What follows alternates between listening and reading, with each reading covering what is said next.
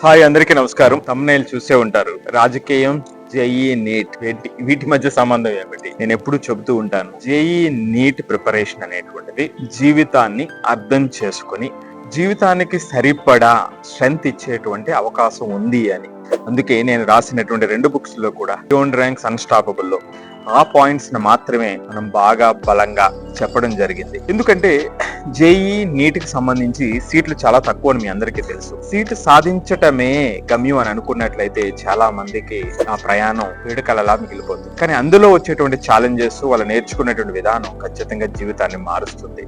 So ఇప్పుడు మనం చూస్తే ఈ టీవీకే తమిళనాడు యాక్టర్ విజయ్ సాధించినటువంటి యొక్క రిజల్ట్ జేఈ నీటికి అనుసంధానం చేసి చూస్తే అక్కడ ఆయనకి ఈ 2 సంవత్సరాల్లో ఎదురైనటువంటి ఆటుపోట్లు చివరికి 50 సంవత్సరాల చరిత్రను ఒక్కసారిగా షేక్ చేసి నెక్స్ట్ స్థాయికి వచ్చినటువంటి, అంటే డిఫరెంట్ రాజకీయ నాయకుడిగా ఆయన ఈ రోజు ఎమర్జ్ అయినటువంటి విధానం తప్పనిసరిగా మనం అర్థం చేసుకోవాల్సినటువంటి అవసరం ఉంది. ఇది ఖచ్చితంగా జేఈ నీట్ లో వచ్చేటువంటి హర్డిల్కి సరిపోయేటువంటి సందర్భాలు ఉన్నాయి. దాని నుంచి ఒక 5 సందర్భాలు నేను మీకు చెప్పేటువంటి ప్రయత్నం చేస్తాను. మరి 5 పాయింట్ లో మొదటి పాయింట్, జేఈ నీట్ జర్నీలో మొట్టమొదటి పాయింట్ ఫౌండేషన్ స్టాక్. ఏంటి ఫౌండేషన్ స్టాక్ అంటే, అప్పటి వరకు 10th వరకు చదువుకున్నటువంటి విధానం వేరు, 11th 12th వచ్చేటప్పటికి వీళ్ళు ఆలోచించేటువంటి విధానం మారవలసినటువంటి అవసరం ఉంటుంది. సబ్జెక్ట్ యొక్క డెప్త్ వేరే ఉంది. అక్కడ రాసినటువంటి సబ్జెక్టివ్ ఎగ్జామ్స్ వీళ్ళు జాగ్రత్తగా ప్రిపేర్ అయితే ఆ క్వశ్చన్స్ జాగ్రత్తగా ఎంటర్టైన్ చేయొచ్చు. ఇక్కడ కూడా ఏమిటంటే, ఒక రాజకీయ నాయకుడిగా విజయ్ ఎంతో మందిని ఉర్రూతులు ఊగించవచ్చు, ఎంతో మందిని అఫన్ ఇవ్వచ్చు. ఎందుకంటే వాళ్ళు ఆ సినిమా అనేటువంటి దూరంతో ఆ ఎంటర్టైన్మెంట్ కోసం వస్తారు, ఆ ఎంటర్టైన్మెంట్ వాళ్ళని అందిస్తారు. కానీ రాజకీయంలో పరిస్థితి వేరే. ఆ ప్రజలకి ఏమి చేయగలము, ఎన్ని చేయగలము, ఎన్ని ఉచితాలు ఇవ్వగలము, మొత్తం జీవితాన్ని ఏ విధంగా, వాళ్ళ జీవితాలను ఏ విధంగా ప్రభావితం చేయగలము, ఆ బాధ్యత నాది అనేటువంటి భరోసాని ఇక్కడ ఇవ్వాల్సినటువంటి అవసరం ఉంటుంది. సో అక్కడ జనరల్ గా అండర్స్టాండింగ్ లెవెల్ ఉన్నటువంటి క్వశ్చన్స్ ఎనలిటికల్ స్థాయికి ఎలా అయితే పెరుగుతాయో ఇక్కడ కూడా అంతే. ఎంటర్టైన్మెంట్ ఎక్స్పెక్టేషన్స్ మొత్తం జీవితాన్ని మార్చేటువంటి ఎక్స్పెక్టేషన్స్ కి తీసుకెళ్లేటువంటి స్థితి. ఇక్కడ జస్ట్ యాక్టర్ కాదు, ఇది మొదటి ఛాలెంజ్. అక్కడ థింకింగ్ కి సంబంధించి, ఇక్కడ థింకింగ్ కి సంబంధించి. ఇక రెండోది కంపారిజన్ ట్రాప్.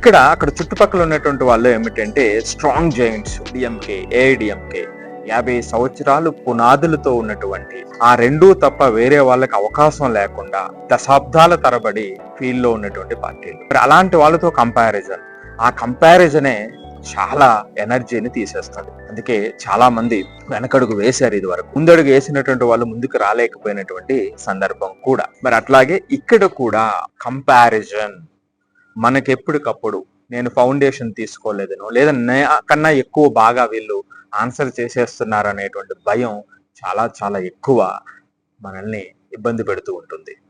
కానీ కన్సిస్టెన్సీ, పర్జెవరెన్స్ అనేటువంటిది చాలా చాలా ఇంపార్టెంట్.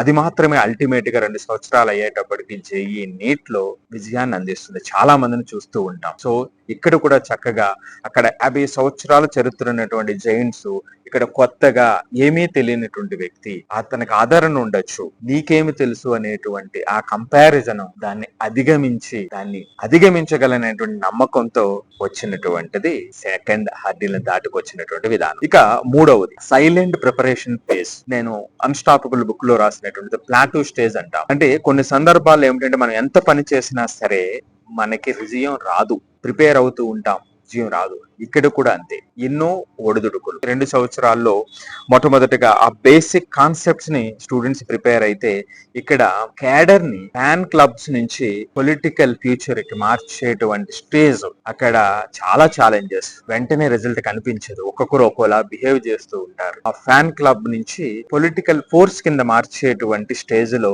రిజల్ట్ కనిపించదు. అది సైలెంట్ గా లోపల రాబోయేటువంటి రోజులకి స్ట్రెంథెన్ చేసేటువంటి విధానం. అక్కడే చాలా చాలా ఇంపార్టెంట్ స్టేజ్.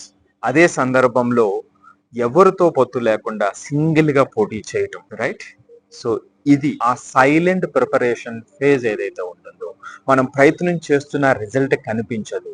సో కనిపించినప్పుడు ఏమనిపిస్తుంది అంటే, మనం పాజిటివ్ డైరెక్షన్ లో వెళ్తున్నాం, నెగిటివ్ డైరెక్షన్ లో వెళ్తున్నాం అనేటువంటి డౌట్స్ మనల్ని బాగా ఇబ్బంది పెడుతూ ఉంటాయి. దాన్ని అధిగమించినటువంటి స్టేజ్. ఇక నాలుగవది ఎమోషనల్ హిట్. చాలా మంది రిజల్ట్ రానప్పుడు లేకపోతే కొంతమంది నీకు మ్యాథ్స్ సరిగా చేయలేకపోతున్నావను, ఫిజిక్స్ చేయలేకపోతున్నావను, కెమిస్ట్రీ చేయలేకపోతున్నావను, లేదు నువ్వు చాలా లేజీగా ఉన్నావను, అంటే రిజల్ట్ని చూసి మాట్లాడతారు మనం కష్టపడినా సరే. ఇది ఎమోషనల్ గా మనల్ని బాగా హిట్ చేస్తుంది. లేదా 10th క్లాస్లో ఈ సబ్జెక్ట్ లో మార్క్స్ తక్కువ వచ్చినాయి కాబట్టి నాకు ఇది కనెక్ట్ కాదు, నేను ఇది చెయ్యలేకపోతాను అనేటువంటి ఎమోషనల్ హిట్. అలాంటి ఎమోషనల్ హిట్టే విజయ్ కూడా జరిగినటువంటిది. ఆయనకి భార్యతో ఉన్నటువంటి సంబంధం ఇబ్బంది పడినటువంటి, అంటే ఇబ్బందులు ఎదుర్కొన్నటువంటి సందర్భం, అదే సందర్భంలో సినీ యాక్టర్ త్రిషకు సంబంధించినటువంటి వ్యవహారం. సో ఇవి పర్సనల్ లైఫ్ ని టార్గెట్ చేసి ఎమోషనల్ గా అతన్ని షేక్ చేసినటువంటి అంశాలు. ఇవి చాలా ఎక్కువగా వీళ్ళు ఉపయోగించారు అపోజిషన్ అన్నటువంటి వాళ్ళు. సో దానికి ఎదురెళ్ళి ఎందుకంటే ఎవరైతే కామెంట్ చేస్తున్నారో ఆ సినీ యాక్టర్ త్రిష గురించి, ఆయనకున్నటువంటి రిలేషన్ గురించి, సో ఆయనే ఆవిడ్ని ఒక ఫంక్షన్ కి ఆ విమర్శల జడివానలో ఎదురెళ్ళి తోడు తీసుకెళ్లి ఆయన చెప్పాల్సినటువంటిది చెప్పాడు. సో అంటే ఆ ఎమోషనల్ స్ట్రెంగ్త్ అనేటువంటిది. సో జనరల్ గా చాలా మంది ఏమిటంటే ఇక్కడికి వచ్చిన తర్వాత ఎమోషనల్ గా వీక్ అయ్యి ఆ పర్సనల్ గా హిట్ చేసినప్పుడు తట్టుకోలేనటువంటి పరిస్థితి, దాన్ని ఎదిరించినటువంటి విధానం. Next, early doubts and fluctuating the ranks. ఎర్లీగా మనం కొత్తగా చదివేటప్పుడు చాలా ఇబ్బందులు ఎదురవుతూ ఉంటాయి. వెంటనే ఏంటి డౌట్, ఇది అర్థం కావట్లేదు, ఇలాంటి డౌట్స్ చాలా వస్తూ ఉంటాయి ఈ ప్రిపరేషన్ లో కూడా. సో ఇక్కడ కూడా అంతే, కేవలం సినీ యాక్టర్ ఏం తెలుసు, అంత ఈజీ కాదు, ఎంతో మంది వచ్చారు పోయారు అనేటువంటి క్రిటిసిజం, కానీ దాన్ని పట్టించుకోకుండా ముందుకెళ్ళినటువంటి తీరు. అంటే ఇక్కడ ఏమిటంటే కొంత ఇందాక చెప్పినటువంటి ఎమోషనల్ పాయింట్ లో ఒకరోజు ఒక ర్యాలీలో ఒక అభిమాని పూలు జల్లితే అతను భయపడి అదేదో బాంబు అనుకుని వెనక్కి వెళ్ళిపోతే చాలా దేశవ్యాప్తంగా ఇతన హీరో, ఇది వీళ్ళ యొక్క ధైర్యం అనేటువంటి ఎన్నో విమర్శలు వచ్చింది. అది నిజంగా ఆయనకి ఉన్నటువంటి ఆ భయం ఆ రోజున ఆ విధంగా బయటకు వచ్చింది. సో ఇలా ప్రతి వ్యక్తికి ఏంటంటే కొంత స్ట్రెంగ్స్ కొంత వీక్నెస్ ఉంటాయి. సో అంత పెద్ద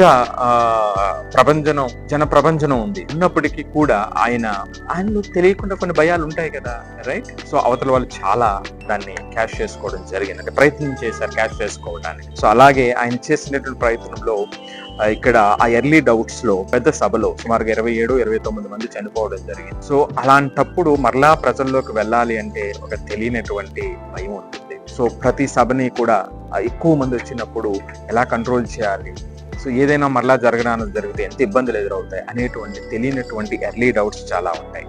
సో కాబట్టి ఇవేమి పట్టించుకోకుండా ఎర్లీ డౌట్స్, ఫ్లక్చువేషన్స్ ని, సెల్ఫ్ లిమిట్స్ ని అధిగమించి, సో ఫైనల్ రిజల్ట్ అనేటువంటిది ఎర్లీ పెర్ఫార్మెన్స్ కి సమానం కాదు. మన రిజల్ట్ అనేటువంటిది కన్సిస్టెంట్ గా పర్సెవరెన్స్ తో ముందుకు వెళ్తే రిజల్ట్ వస్తుంది. అంటే ఈ విధంగా emotional blocks, early doubts, comparison ఏవైతే జనరల్ గా నీట్ ప్రిపరేషన్ లో లేదా సివిల్స్ ప్రిపరేషన్ లో ఏ కాంపిటేటివ్ ప్రిపరేషన్ అయితే ఉంటాయో అలాంటివే ఎగ్జాక్ట్ గా ఇక్కడ కూడా కనిపించినవి.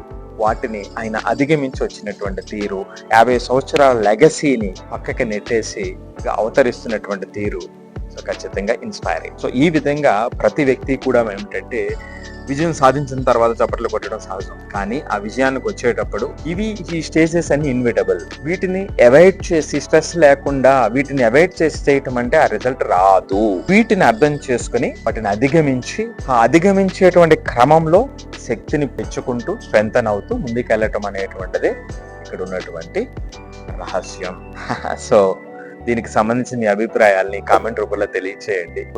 ఈ కంప్లీట్ ఆ రిలవెన్స్ ఏదైతే తీసుకొచ్చామో అది మీకు నచ్చినటువంటి పాయింట్స్ కూడా కామెంట్ రూపంలో తెలియచేయండి. లేదా మీకు ఇంకా ఏమైనా చెప్పాల్సి మిస్ అయినటువంటి, ఎందుకంటే లెంతీ చేయకుండా ఒక 5 పాయింట్లతో మాత్రమే ఇక్కడ మాట్లాడడం జరిగింది, మీకు అనిపించినటువంటివి కూడా కామెంట్ రూపంలో తెలియచేయండి. Thank you so much.